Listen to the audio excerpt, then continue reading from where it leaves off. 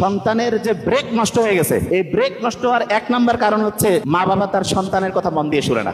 এখানে যারা মা বাবা আছেন আপনারা নিজেরা একটু বুকে হাত দিলে বুঝতে পারবেন যে সন্তানের কথা মনোযোগের সাথে শুনেন কয়জন, শুনে না। এবং বিজ্ঞানীরা এখন দেখছে প্রত্যেকদিন যদি সন্তানের কথা 15 মিনিট করে মনোযোগ দিয়ে শোনা যায়, 15 মিনিট, তাহলে সেই সন্তানের যে ব্রেইনের ডেভেলপমেন্ট সেটা ভালো হয়।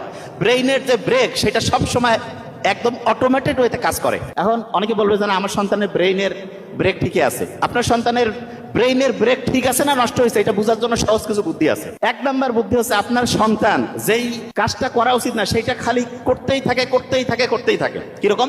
যেমন ধরা যাক একটা জেদ উঠছে যে আমাকে এটা দাও, আপনি বলছেন না এটা দেওয়া যাবে না, ও বলছে না দিতেই হবে দিতেই হবে দিতেই হবে, বারবার সেই রকম করতেছে। তাহলে বুঝতে হবে এই কথা যে আপনার সন্তানের ব্রেইনের যে ব্রেক সেই ব্রেক ফেল হয়ে গেছে।